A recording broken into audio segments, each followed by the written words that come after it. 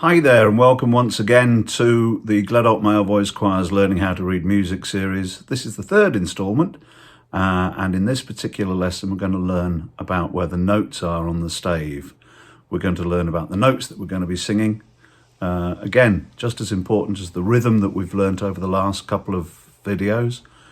This is now telling us where to pitch the notes that we're going to be singing and how the music shows you what notes to sing in terms of pitch.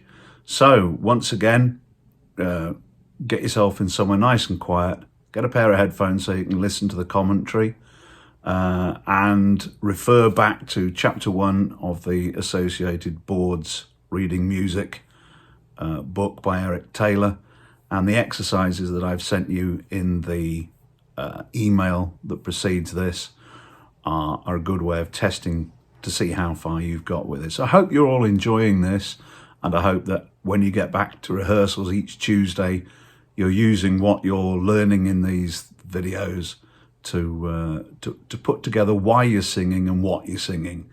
Remembering, learning to read music is about taking your responsibility, taking responsibility for your own part, not relying so heavily on memory or listening to others to help you sing, but actually seeing what you're supposed to be singing on the music itself. All part of having far more fun and taking more responsibility and I hope enjoying more of what you're doing at Gledholt. So without further ado, let's now launch into the third video. This time, as I say, we're talking about pitch and we're talking about the names of the notes, and we're going to learn all about the bass and the treble clefs. So, this is Gledholt Male Voice Choir's third lesson in reading music, in which we're going to look at pitch, clefs and notation. What will we learn? We're going to learn how the music we sing is fixed to a standard. We'll learn about pitch. We'll learn how the music is written to show us which notes to sing. We'll learn about the treble clef and we'll learn about the bass clef. We'll learn the names of the notes. We'll start with pitch. Now, the human voice is capable of reproducing an infinite number of fixed sounds. We can sing at any pitch we want to. Our vocal cords vibrate, and these create sound waves, and we can vary the pitch of those sound waves at will. The faster the sound wave, the higher the pitch, and the slower the sound wave, the lower the pitch of our voices. And the pitch of any notes that we sing could be measured in hertz. The lowest bass notes we sing are about 73.42 hertz. We'll learn about that later. And the highest tenor notes that we're generally asked to sing at Gledholt are around the 440 hertz mark. Some instruments can only reproduce notes at a fixed pitch. A piano, for example, can only play notes at a fixed distance apart. Western music is set to a standard pitch so that all instruments can be tuned to ensure that they all play the same notes. That pitch standard is A4 equals 440 hertz, as it's traditionally the job of the violinist in an orchestra to provide the rest of the orchestra with a reference note so that they can tune their instruments to it. A4 is the A above middle C, and we'll learn more about middle C later. Don't worry, this isn't in the test, it's just for reference and interest. All the notes we sing have names. Look at the white notes on a piano keyboard. They are A, B, C, D, E, F and G, so the first 7 letters of the alphabet. And we're going to be concentrating on the white notes in this lesson for reasons you'll see later. We're using the keyboard as it provides us with a visual reference just for this example. And so here is a picture of a keyboard, a piano keyboard, with the notes named A, B, C, D, E, F and G. And you'll notice as we go up the scale, once we get to G, we start again at A. The notes are named A to G. The pitch of each note gets higher as you play left to right up the keyboard. So B is at a higher pitch than A, C is higher in pitch than B, and so on. There are 7 named notes, and when we get to G, we start again on A. This group of notes from A to the next A up is called an octave, and this is from the Latin word for 8. And for interest, the frequency of a note an octave above doubles, so the A an octave above the violin's reference pitch of 440 Hz is 880 Hz. But once again, this is just for interest. You won't be tested on that at this stage. I hope we're all familiar with the 5 horizontal lines all our scores are based on. They look like this. Without all the notes, without any other indication, you have 5 horizontal lines in your score. The notes we sing are written either on one of the lines or on one of the spaces between the lines. The pitch of the note goes up as we go up the stave, so a note on the bottom line is lower than the note in the space above it. Pretty simple? Yep.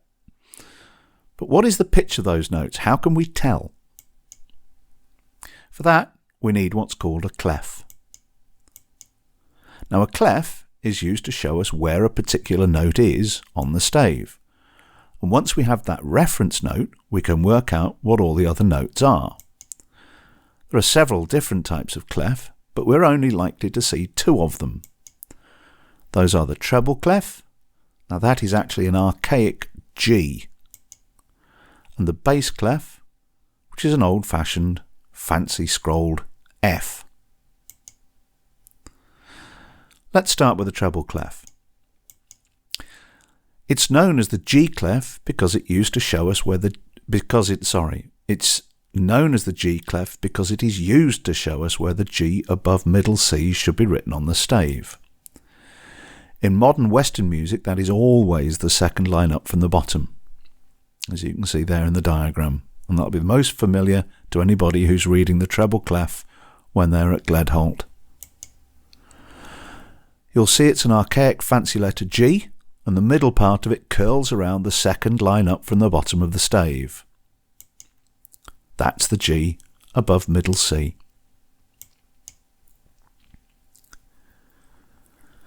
So once we understand that we're in the treble clef, we need to name the notes on the stave. We now know where the G is, so we can name all the other notes on the stave. There are 5 lines and 4 spaces, so there are 9 notes in total that we can name at this stage. And here they are. These are the notes in the treble clef. You'll see the G there on the second line up, and count down F, E. So from that bottom line we go E, F, G, A, B, C, D, E and F on the top line.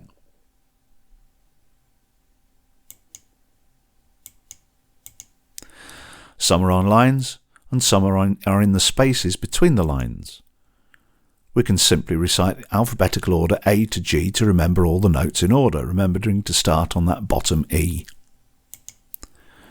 We use an acronym to remember the notes in the spaces. They simply spell out the word face.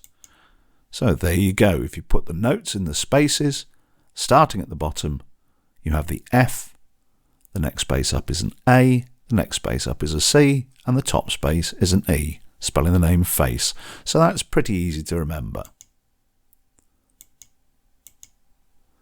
Now here's a mnemonic to remember the names of the notes on the lines. If we start on the bottom, we have E, G, B, D and F. And this spells out, we can use these initials to state a phrase. Elephants get big, dirty feet. There are many others involving every grandmother baking delicious fudge or every good boy deserving food.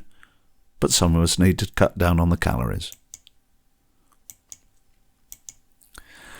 We can now name the notes in the treble clef, so the tenors are sorted. We'll have more on that a bit later. What about the basses?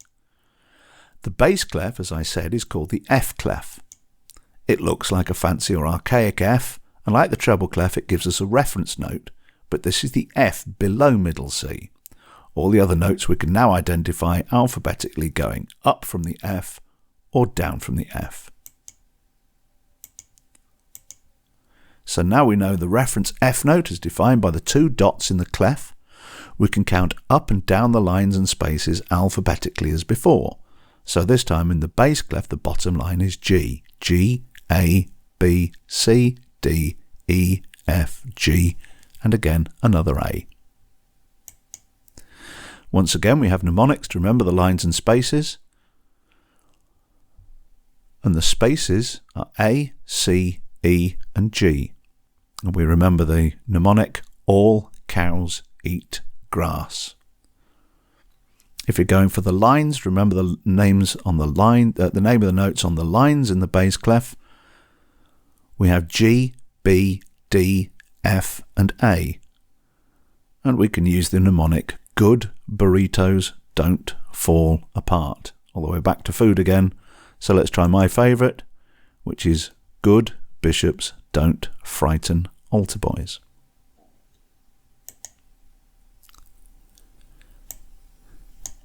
Now, as you'll notice, you'll see notes on your scores which are written either above or below the stave. They are written on, above, or below a short horizontal line called a ledger line. And to name the notes, we simply count up or down the relevant number of lines and spaces to identify it. So here we have all of the notes in both clefs, starting from 2 ledger lines below to 2 ledger lines above the stave. So we have A, which is two ledger lines below on the left hand side there, starting in the treble clef and ending once we've counted up through all those spaces and lines that we've now learnt. When we get to the top line F, we go 1 above to read the G, that's just sitting there on top of the stave. A requires a ledger line, B requires to be in the space above the ledger line that the A sits on, and the C is 2 ledger lines above. We'll go back down to the bass clef now, and we'll see that C is 2 ledger lines below the bottom line of the bass stave, and then we can count all the way up until we get up to the top A, which is on the top line, B is in the space above the top line, C needs a ledger line and sits on 1 ledger line above, D sits in the space above that ledger line, and E is on 2 ledger lines above. You can go up or down more ledger lines, although it often gets confusing. We don't often see music written with more than a couple of ledger lines.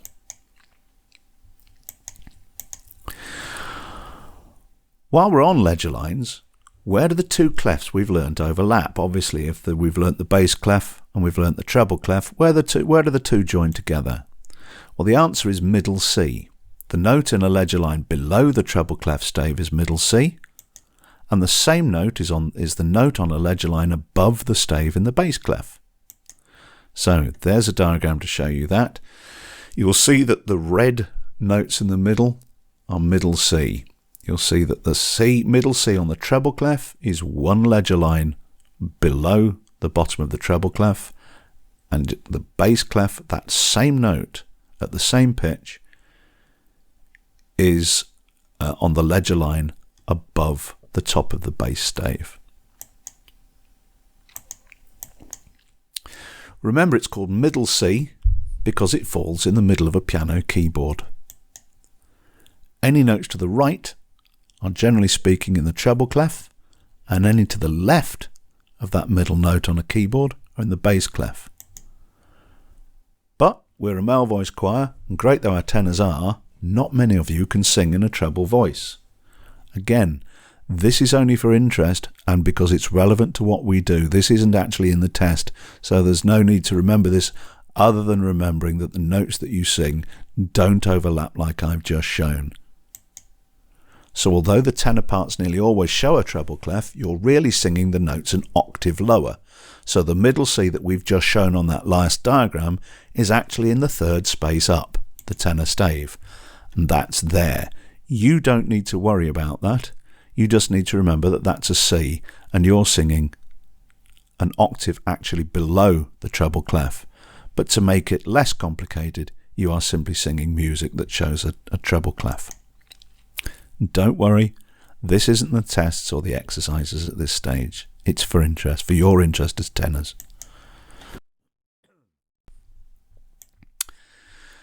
Now, this next part needs to be briefly taught, although it isn't really relevant to many of the scores we read, but it is in the test.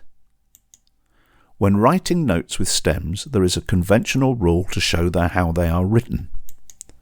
If the note is below the middle line, the stem points upwards on the right-hand side of the note and looks like this. So that's the stem going upwards, and it goes up from the right-hand side of the note. If it's above the middle line, the stem points downwards on the left and looks like this. If it's on the middle line, it can point either way. But any other configuration is incorrect. Quavers follow the same rules for the placing and direction of their stems when written as single notes, as you will see here. So we have the first quaver of two single quavers. One is below the middle line and the stem goes upwards, and the other is above the middle line and the stem goes downwards. When they're written in pairs or groups, the same rule applies. So you'll see on that complicated, that run up and down the treble stave, you'll see that all the quavers below the middle have their stems going upwards with the beam that joins them together, and on the other, and as you go above the middle line, they all come downwards until that scale goes back down below the middle, in which case the stems all go up again. If the group straddles the middle, all the stems go the same way. So if you have a piece of music where a group of quavers,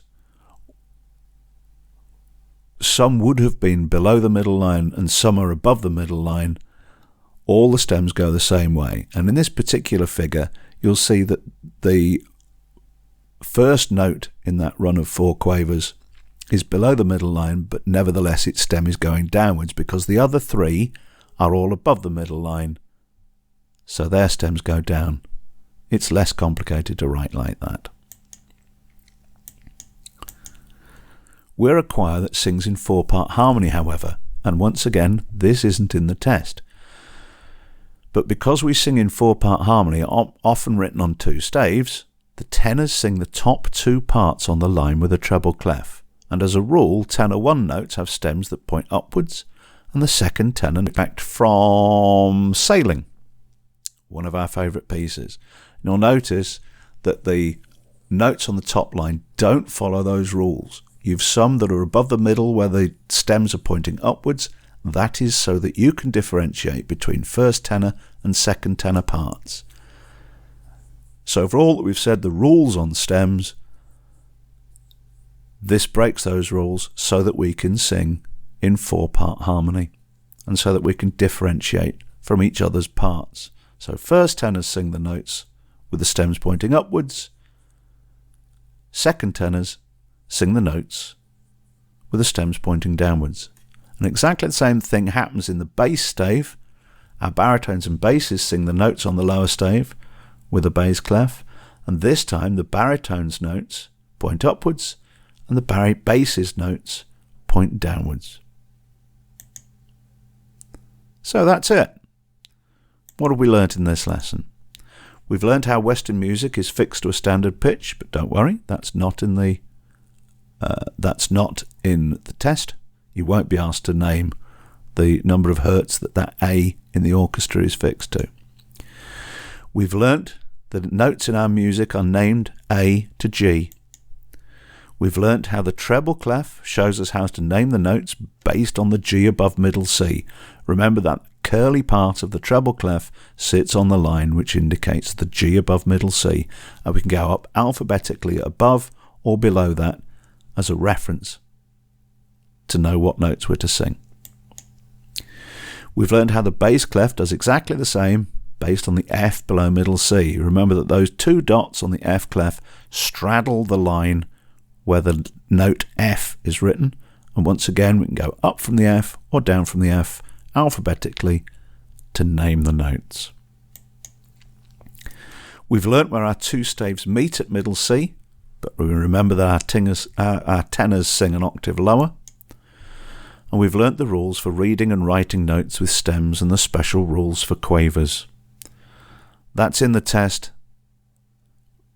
but actually writing notes for us isn't important. What's important for us is that we know which notes to sing, and the scores, generally speaking, will be given to us with those 2 lines for the tenors and 2 lines for the basses written on the same stave, and we need to remember which are our notes to sing.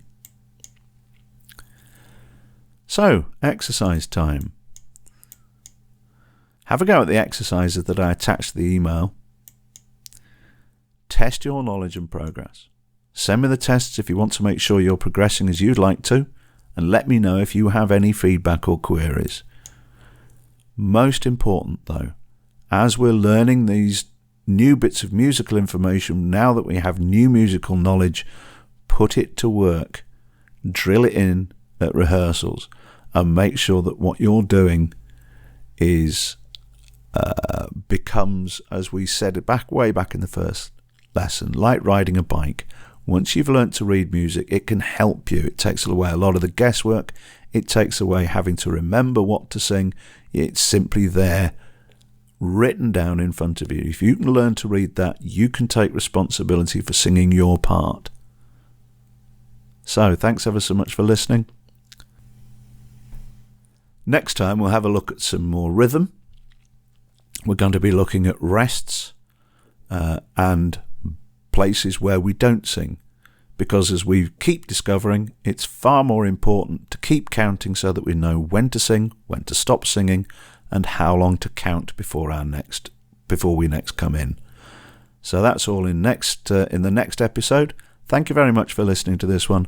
Don't forget, keep applying what you're doing, and once again, let me know if you have any queries and you have any feedback about what we're doing. But have fun. Cheers.